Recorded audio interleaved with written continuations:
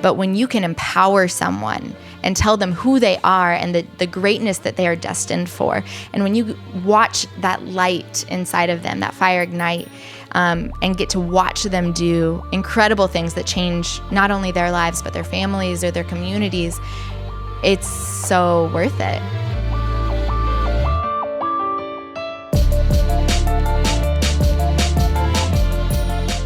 Teachers, I believe, are the most responsible and important members of society because their professional efforts affect the fate of the earth.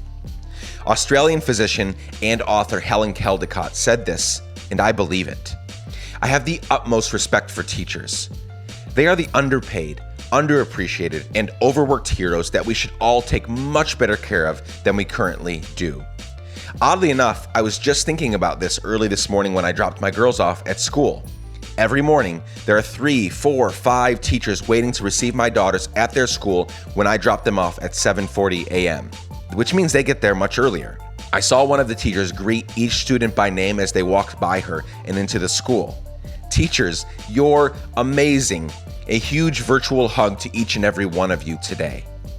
Do you know who else believes the contents of the aforementioned Caldicott quote? Kara Bryant, my guest on the podcast today. Kara teaches at the Village Leadership Academy in Chicago, Illinois. VLA is an elementary school that offers a fresh new perspective and approach to teaching and learning that includes high academic standards, exposure to world history and geography, appreciation for cultural differences, the development of critical thinking and perspective-taking skills, and socially just decision-making. You remember when I said this is an elementary school, right? Amazing. In our conversation, we talk about the challenges of teaching in an urban context, the joys of teaching in an urban context, training tomorrow's leaders, why she became a teacher in the first place, and so much more. I had a blast chatting with Kara, and I know you're going to love getting to know her through our conversation today. So without further ado, this is the Let's Give a Damn podcast. My name is Nick LaPara, and this is my conversation with amazing human and badass woman, Kara Bryant.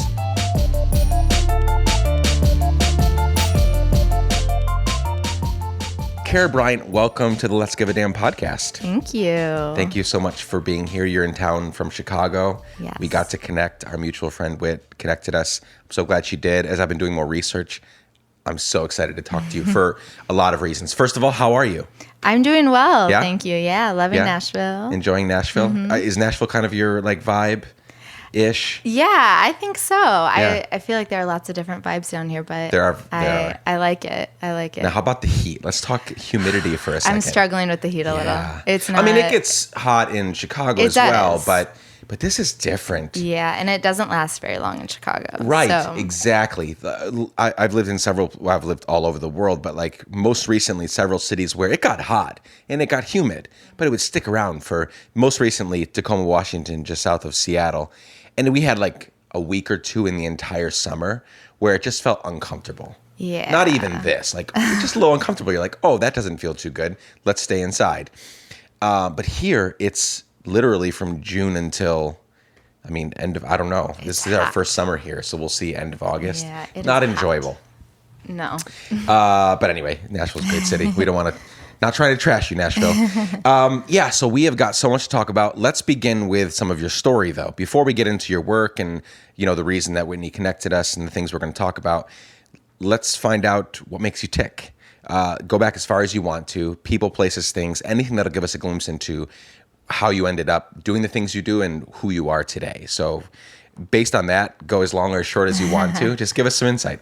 All right, cool, thanks. So I grew up in a small town in Illinois and had a really good life. Had my struggles that everyone has their struggles, so I did, but I really lived a life of privilege and didn't recognize that, couldn't even tell you what privilege was at a young age, but I had everything I needed plus some.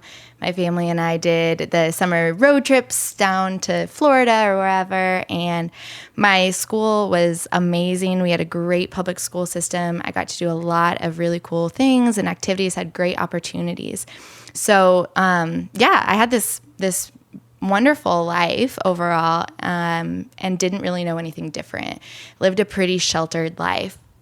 I knew when I was young, though, that my faith was super important to me. And so that was something that I looked at Jesus, and I loved the compassion that I saw in him. And I said, I want that. I want my life to exude compassion for people. And so fast forward many, many years later, and I'm 20 years old, and I went on my first trip to Africa.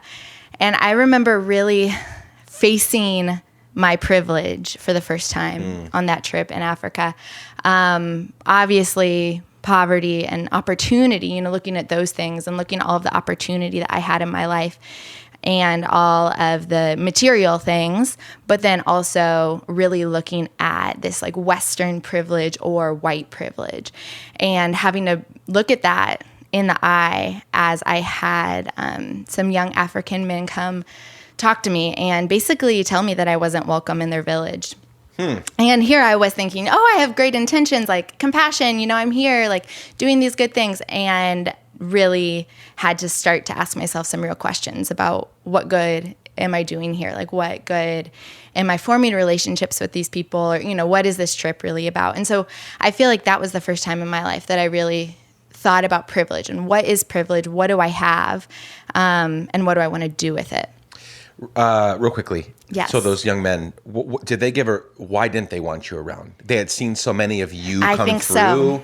And it was just like, okay, we know that they might have certain intentions for being here, but it doesn't deliver. Yeah, I think so. And, they commented on, I had on a white shirt and it was very white. And so they commented on that. I remember I had like fake diamond earrings in, and they commented on my diamond earrings and complimented me, or what I thought was a compliment at first. Oh, you're so beautiful. You're so beautiful.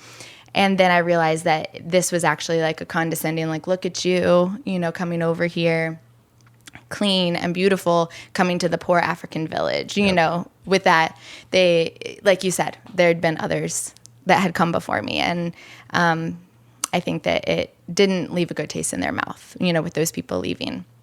So, so that was the first time that I really thought about those things. And then I was in Swaziland, or what was formerly known as Swaziland, a few years later. And I had really been praying, God, would you show me where my greatest gifts and passions meet? Like, where do they meet, and what does that look like for my life in this world? Taking all the things I care about the most, that compassion, but then also bringing in this critical thinking of, asking hard questions and asking questions about my identity. And I remember I prayed so hard for 3 days. And then there was this one day that, it changed my life. I'll never forget it. I was in a preschool hut with some friends, and we were painting resources on the walls of this little hut. And the school next door dismissed. And we were used to hearing them dismiss and the kids come out and play and scream and run around and play tag and things. And there was one day in particular that happened, but the screams sounded different than we were used to hearing. And I waited a second, and then once I heard the screams continue and the intensity in this scream continue, I just felt my heart racing. And I could tell it was a child, and I could tell that this was not play, that there was something going on. So as I'm in this little hut running from window to window, I finally find outside of one of the windows a circle of maybe 20 children. And in the middle of the circle, there is a little girl and a little boy. And the little girl is screaming and crying, trying to cover her face while simultaneously trying to hold her dress down. And this little boy is molesting her. And something in me just snapped. And I got into this mode that I didn't know I had inside of me. And I flung the window open, and I start yelling at this little boy to get his hands off of her. This is some crazy white woman yelling out of a window in English. And they all just stared at me and then ran. The circle of children that was surrounding the two children, they all ran off down the street. The little boy ran off, and they all just left this girl in this field. And she was just kind of stumbling off, crying, holding her dress down and continuing to cover her face. And I just ran out there, and I ended up spending the whole day with her, talking to some adults in the area. And I walked her home to find that this little boy was her half brother, and he lived in the hut next to hers. So I'm just, dealing with this, sickened by this. Lots of stuff to process through there. Yeah. And I went back, and I was working at a children's home that month, and the director of the children's home invited me into her home to kind of process through what had happened and to find out more details. And as I was telling her, I watched her face change from concern to like discouragement and defeat almost. And she said, Kara, I'm sorry to tell you this, but nothing is going to happen. The reason why every adult that you told, the reason why they didn't respond the way that you expected is because this is a normal part of life for women and children in Swaziland. And that was the first time that I was face to face with this like systemic oppression and systemic injustice towards anyone. But, it was like engraved in my mind at this point. And even though it wasn't my reality, I felt like I got to walk into the reality of this young girl. And so she will forever be, in my heart and that story. And I see her face in other children. And so that day was unreal. And it really showed me, okay, this is where my passions and my gifts meet. I want to empower young people to change norms and help to get their communities out of systems and cycles of oppression, injustice, and poverty. So really getting that piece of, I want to be there for the children. I want to empower them to change their communities. So that kind of brought me to where I am now. So was that when you decided I'm going to get out of were you in Chicago already, or was that when you decided I need to go to the city? There's obviously a ton of it there, and we'll get into, a little more about who Chicago is and what that means.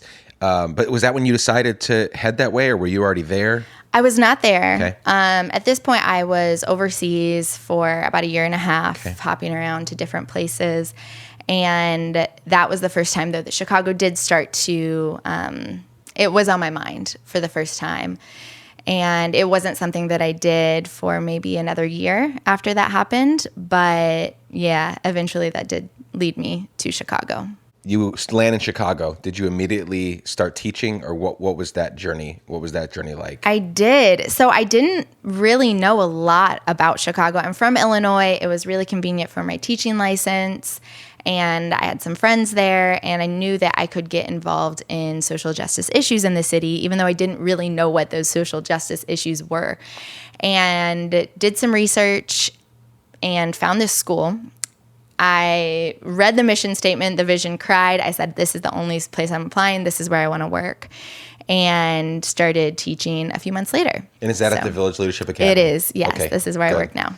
So, and that was, how long have you been there? Few years? Yeah, I'm about to start my 4th year. Okay, great. Mm-hmm. So tell us about it. This school is amazing. It is. It is. There's a lot that I want to get into, but start by just giving me, you said you read the vision and the mission. What is the vision? What is the mission? What drew you so much? Because, there's so many different types of schools, and really all schools need, better teachers and more teachers. And we'll get into what that looks like in Chicago proper. But what was it about the mission and the vision that drew you? Like, what ideas came across? What words, what phrases, what was coming across that you were like, this is it. This is where I need to be. So we are a social justice school, and I didn't know what that meant, but that is definitely what drew me in at first. Like, what is the social justice school? I don't know, but I want to be there. And is this starting in kindergarten? Like, these are kindergarten? Okay, yep. Yeah, kindergarten through 8th grade. I saw the word social justice and empowerment, global citizenship, leadership, critical thinking and questioning, perspective taking.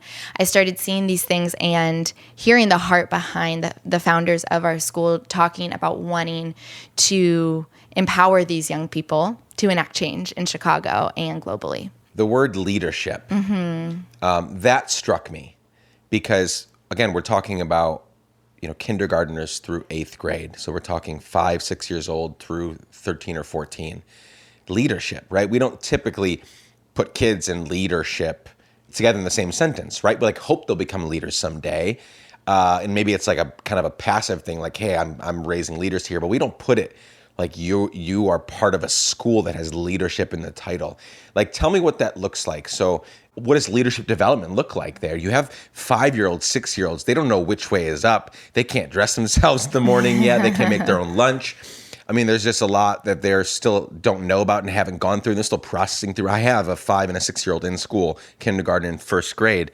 So I know where they're at. They're very smart, intelligent, amazing girls, but we don't typically put them, plop the name leadership on top of that and then try to make leaders out of them. So what does leadership development look like for you, for the students you teach, for the whole school? That's a great question. So I started out teaching kindergarten, and I teach 4th grade there now, but really seeing our students, and we're a smaller school, so I get to develop relationships with students ranging from kindergarten through 8th, and looking at specifically that kindergarten year and really focusing on, we have our pillars of justice.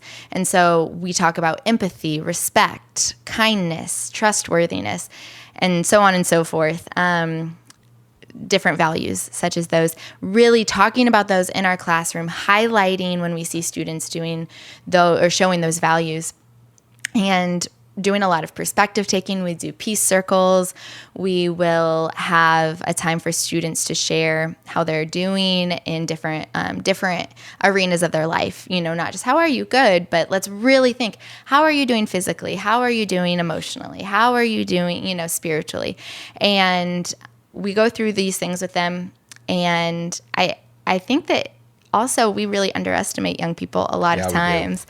My kindergartners, some of which were 4, blew me away. And I think that young people are so, I learned so much from them all the time. Mm-hmm. There was one kindergartner this past year, we were in an after-school club for arts and crafts, and she said, "Oh, I just made the perfect mistake." And I was like, oh, that's so profound. And I walked away, thinking a lot about that. And they're so empathetic and so joyful. And my students wanted equality and fairness, and they wanted our classroom to be a safe place. And so it was really easy to talk about those things and to talk about how they see them in the world or how they don't, and how they see them in our classroom or how they don't. And if they don't see those things in our classroom, what do we need to do as a community to come together and make those things present, whether it's fairness or kindness. So, yeah, I think that they're very capable and just kind of going for it. They are. I'm constantly surprised at how much I underestimate my 3 kids who are 4, 5, and 6. Wow. They blow me away, right? Like our daughter, Belle, who's in kindergarten, she loves school. Solus, who's 6, she's not super excited about school already in first grade. She can take it or leave it. She enjoys it, but Belle just loves it. And she can read at a 3rd grade level already. Wow. Even since she was 4, she just gets reading.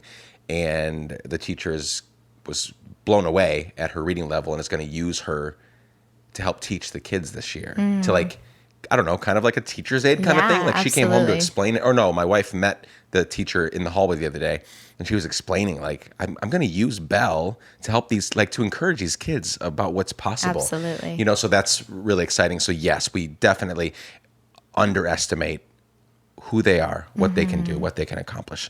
So how long has the school been around? Somewhere around 10 years. 10 years. Yeah, so, give or take. We've developed a lot over time. Right. So after 8th grade, what happens? Well, give me some context for where do these students go? What do they end up doing? I mean, they're obviously now in, is this a public school? So is it public? We're private. Private? Private nonprofit. Okay. Our 8th grade students, they kind of go all over the city to different schools.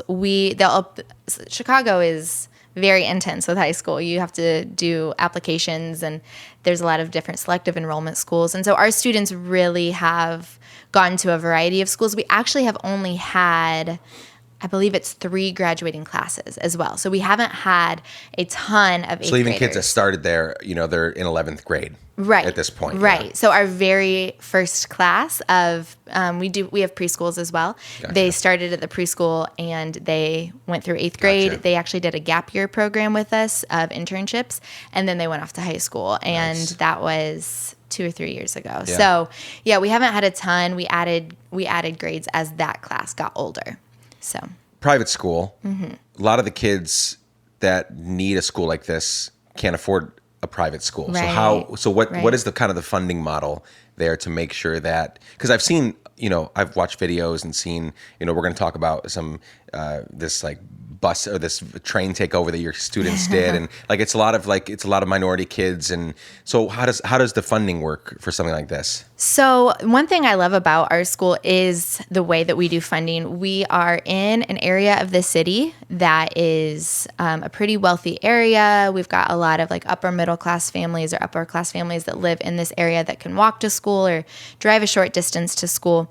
And then we also, which is unique to Chicago, we mix things up socioeconomically. We have a very socioeconomically diverse population of families.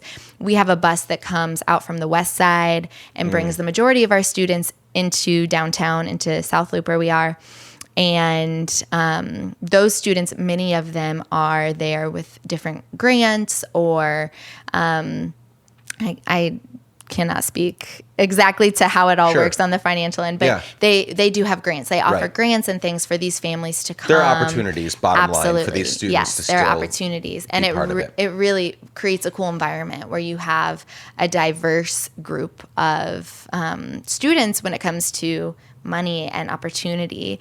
And that's not really normal in Chicago. No, unfortunately. and I bet if this was a public school, like a charter school or some way funded, you wouldn't be able to take a social justice approach or Right. kind of, do a lot of the initiatives and the things you're doing, right? Because they're going to Absolutely. hold you to a curriculum. Like Yes. here's how we measure things, here's how we get things done.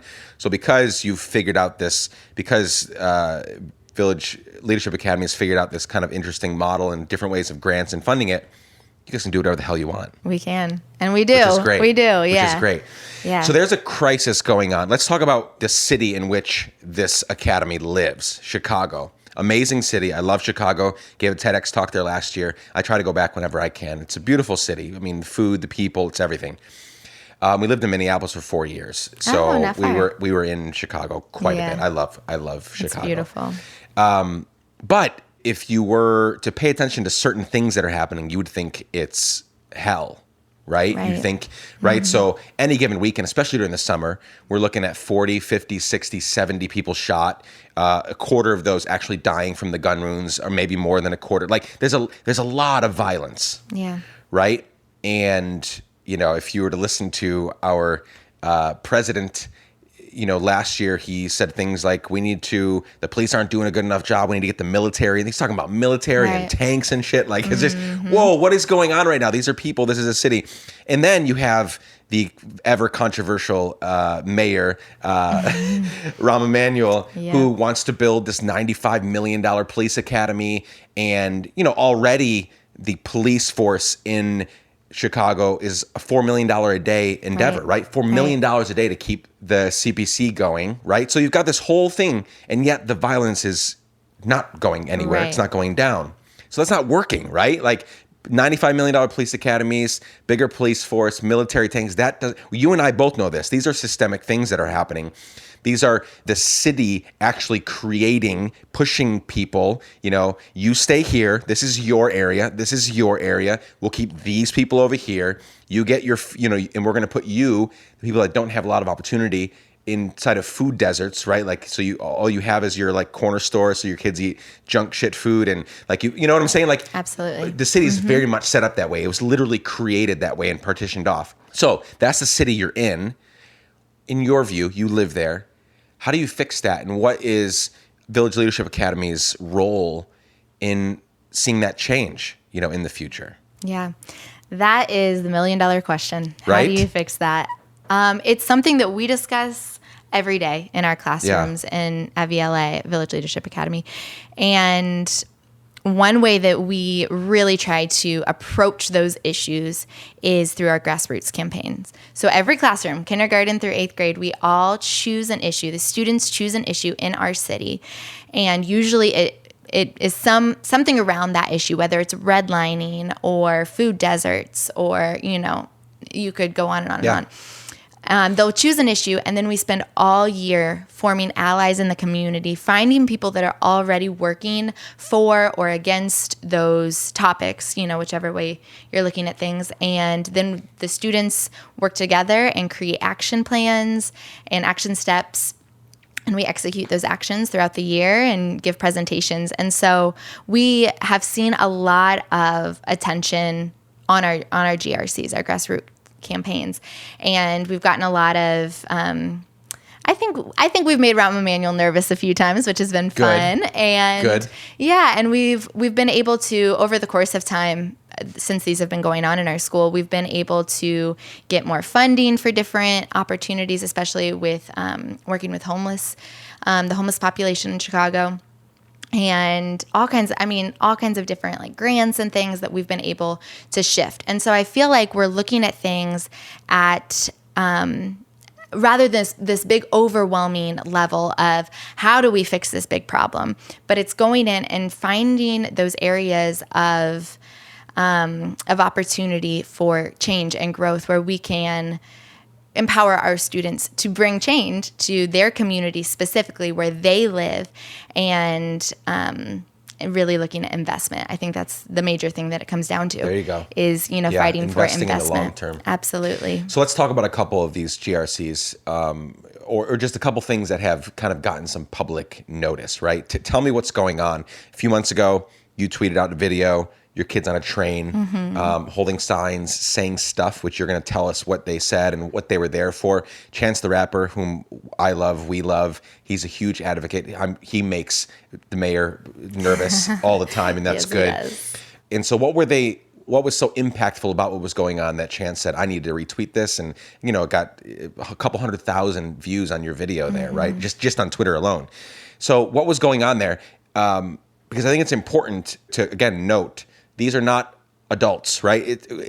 You and I can sit down. We can find important topics. We can figure out how to, we can put a plan together for we don't want to make a little split. We want to be here for the long term, and here's how we're going to invest. Here's what we're going to do. And we can go after it, right? Adults, we have that cognitive, ability to come up with a plan and stick with it. And okay, we're in this for the next 2, 3, 5, 10, 15, 20 years. But these are kids, right? Again, how people think of kids, where we've pigeonholed children. This is your thing. You go play, you go watch video games, you go watch TV, leave the other stuff, leave the changing the world to us. Right. So as kids on a train doing this takeover, signs, speaking intelligently and articulately. So what was going on there in that video? Yes, so that was an exciting day. So our classes, GRC this year, we were working towards essentially a redistribution of funding. As you mentioned earlier, Rahm Emanuel is trying to build a $95 million cop academy on the west side of Chicago, in the same area where many schools have been shut down due to a lack of funding. That's what sucks. Yes. $4 million a day for police that it's not working. $100 million cop academy in the very place. Yes. Literally a stone's throw away from places that are shutting down. We don't have money for schools. We can't keep this going. We don't have money. And you're pulling your hair out what the hell? Yeah. Are you kidding me? It's messed up. Yeah. But I forgot the part about schools are shutting down.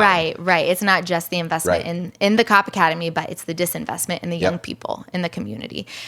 We spent the year in my 4th grade class working to push back and say, no, we want funding for schools, not cops. And really, we mostly being my students, of course I support them and I support those views as well, but I wanted their voices to be the ones that were heard, which is definitely a value of all teachers at VLA. So what we found is most people had no idea that this was going on. Most people had no idea that this cop academy was planned to be built. And, a lot of people, they just had absolutely no idea. They didn't know about, a lot of people in Chicago know about the schools being shut down. That's no secret. But as far as this cop academy, this was brand new news to many people. So we said, what can we do to spread this information and share it with other Chicagoans? And my students felt very strongly about doing a train takeover. They had seen it done before. And so we got together, we made posters that said things. Some were catchy phrases, and others were, I want $95 million for schools, not cops. Things like that. And then we got on the train and they read a script, and in which, we worked on this together. Mm-hmm. They helped to write this script, and we informed people, but we wanted to keep it upbeat and fun. So they did their chants. I stood back and I took pictures and recorded for them. And they basically caused a little chaos on the red line that day. And we got so many people's attention, and they were all about it. People had no idea, and they wanted to hear more. We passed out flyers. They said, "Can I get extra for my work?" That's great. They were taking pictures and videos of us to put on social media as well. And so the reach amazing. Was probably way more than you'll ever even find out, right? People taking it to their work, becoming informed, putting it on their Facebook page, their Twitter.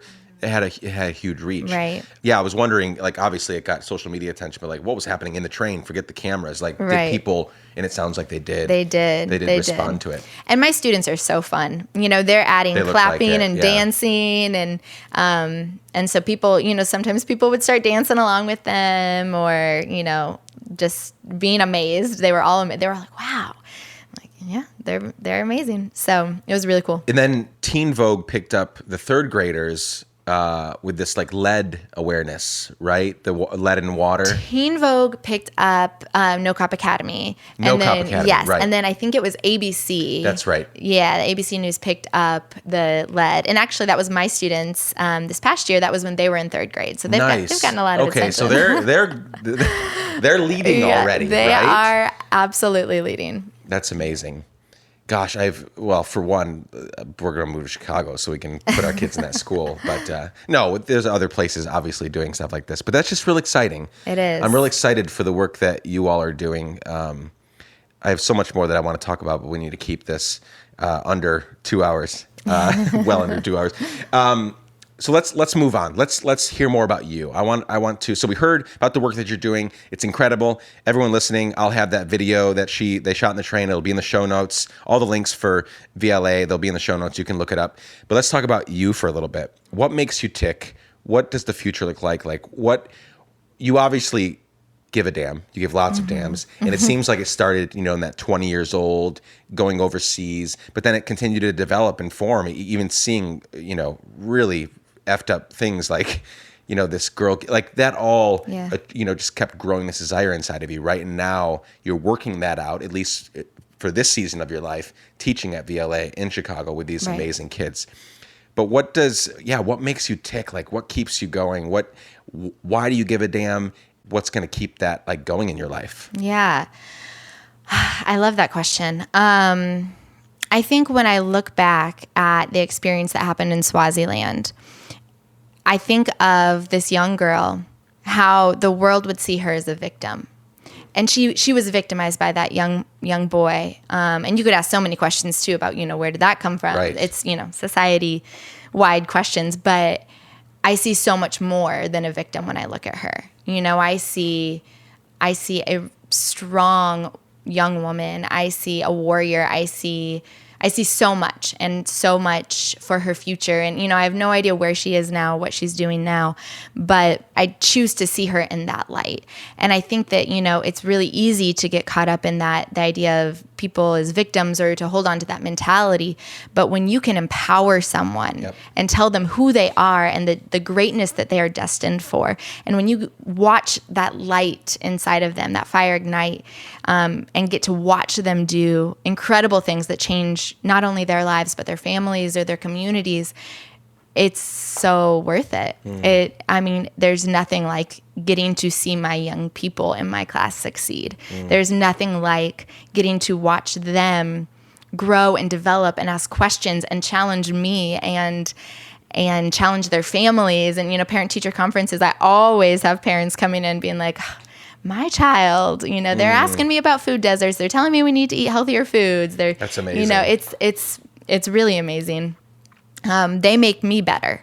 And I mean, I love it. It's an honor to be their teacher, to get to be invited into their lives in such an intimate way and into their communities, and then watch them excel. And so I think that mentality is what makes me tick. It makes me excited. It makes me feel empowered myself, and just proud of these young people.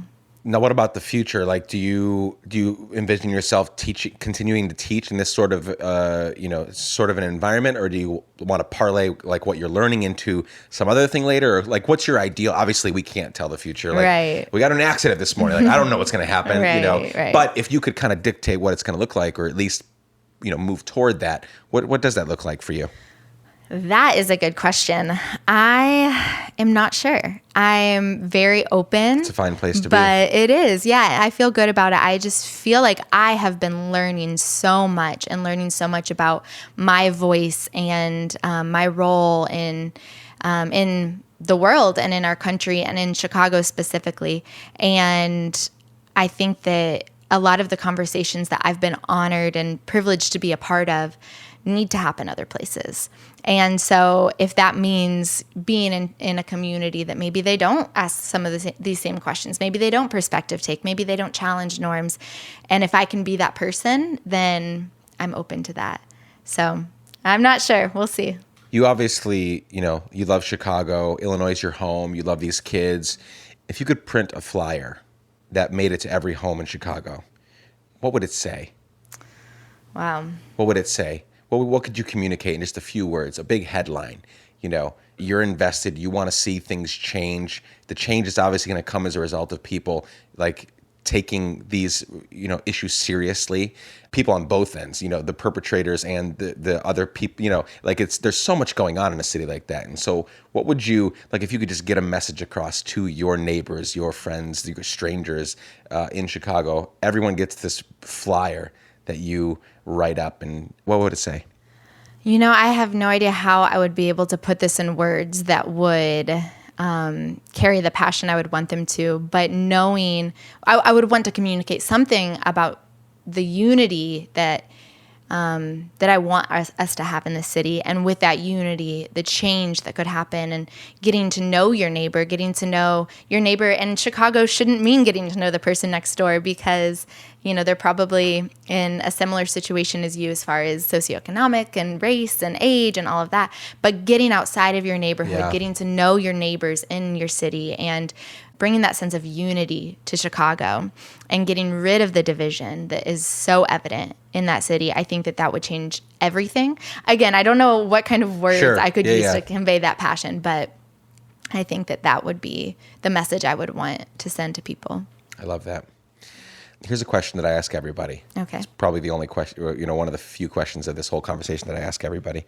But this one it's important to me.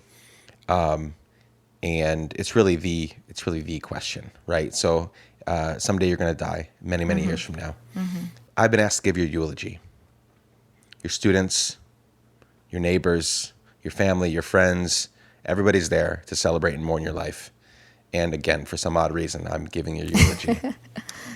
What do you hope that I would say over your life, over your legacy, to the people that love you and appreciate you the most? My hope is that you would say, or you'd bring my students up to say, that I provided the ceiling of my life to be the floor of young people's lives, that they could take all that I have achieved in my life and worked for in my life, the questions that I've asked, and let that be their beginning place, and grow better, live more full lives than I do, more meaningful, more impactful lives than I did, and that they would do the same for their children or their students, or, the people that they impact. I think that would be the biggest thing I would hope for my life. That's a beautiful idea. I love that. No one said it quite like that. That's a great legacy. And I also like that you were like, actually, I don't want you to give my eulogy. Have the students come up. You're the first person that said that. I like that. No, you're not giving it because you're just some dude. The kids get to come up and give it. I love that. Is there anything I haven't asked you that you wished I would ask, or anything you want to communicate to the Let's Give a Damn family? Yeah. First of all, I want to communicate that I am not an expert in anything that I'm talking about as far as, everything with social justice, and especially racial injustice, and specifically racial injustice in Chicago. But I think that I've been in a really beautiful place the past 3+ years where I've been able to be invited, like I said, into a community where I look different than most of my coworkers and most of my students. And I've learned so much about shutting up and listening. Yeah. That has been so huge. And so that's something that, I want to convey that, like, I'm not the expert in this, so to speak, but I've learned a lot, and that has mostly come from listening. And so just encouraging people, especially white people, especially people who live privileged lives, to be quiet, to listen, to ask questions, and to get to know other people outside of your comfort zone, and to listen to different perspectives, and to be open. I think that's huge. And I think that the only reason that I'm here today, that I didn't quit after my first year teaching at this school, is because of that, because of sitting down and listening and asking the hard questions to both other people, but also to myself. That's the beautiful thing, though, right? About giving a damn and, giving a go at changing our world, is that you don't have to be an expert to start doing it. Right. Yeah. That's what keeps people from doing stuff, right? I hear it all the time. Messages or people that tell me, oh, I love this and I love what you're doing and I want to do more of this. And then, I see them just squandering opportunities away left and right. And why? Because somewhere along the line, they convince themselves, I can't really have an effect. Right. I can't really affect change here. Because I'm not at a certain level, right? I don't know enough about it. And yes, we should be educated, 100%. Another key thing that you said was just shut up and listen. Just shut the fuck up and listen. Like, stop, right? But both of those things come together so well that you don't have to be an expert. Go to the people that are affected by these things. And that's why I think a lot of people don't do it. It's hard work, right? Is. What you're choosing to do is hard work. Yeah. You are saying, I'm not the expert. I'm going to sit and listen. And that takes years to do. Yeah. It's not an overnight thing. You don't get to go to one community meeting and then say, cool, I know about redlining. I know about food deserts. I know about all these things that are happening. No, you don't get to do that. No. It's days and months and weeks and years of listening, of learning, and just keeping at it, right? And I think a lot of times what people do instead to like ease their conscience is they, I'm not saying this is bad. There's complexities here, but like instead of sitting and being a student and putting the time in, they'll hand $5 to a homeless person. They'll, okay, conscience eased. Right. They will send a donation to this charity, right? Conscience eased. Like, boom, I did my thing. I'm good. Again, I'm not saying those are all bad. Are they as effective as they could be? No. Like, a lot of times it's just wasted. Like, you literally should have just flushed your money down the toilet. But that eases the conscience. I don't have to put in the hard work. Right. And what you're choosing to do is say, I don't know everything. This is going to be hard work. Yeah. And I'm in it. I'm in it to and win it. It's right? exactly what I'm asking my students to do. Right. And so, if I'm going to ask that of them, I have to do it myself. And I have to model that. I have to, be honest with them and say, I don't know the answer to that. I don't know the solution to this problem, but let's find one together. Yeah. And in the same way that, my coworkers and I work together in figuring out issues in our school and in our classrooms and in our city. And I think that it's a much bigger picture too of, we work with a lot of different activists and organizers in Chicago, and I'm consistently learning from them and my mind is consistently blown, but then I get to go and share that same information with my students. And so it's like modeling that for them is enough for me to stay in the game and to keep doing the hard work and doing the research and being uncomfortable, because I get to see that result. And I know that everyone doesn't get to see that, that fruit, but do it anyway. This has been an absolute pleasure. Did I say absolute? Absolute pleasure. No, seriously, this has been super great. I learned so much from you. I know that we are going to learn so much from you, everyone listening. Thanks for joining me. Thanks so much for having me, Nick.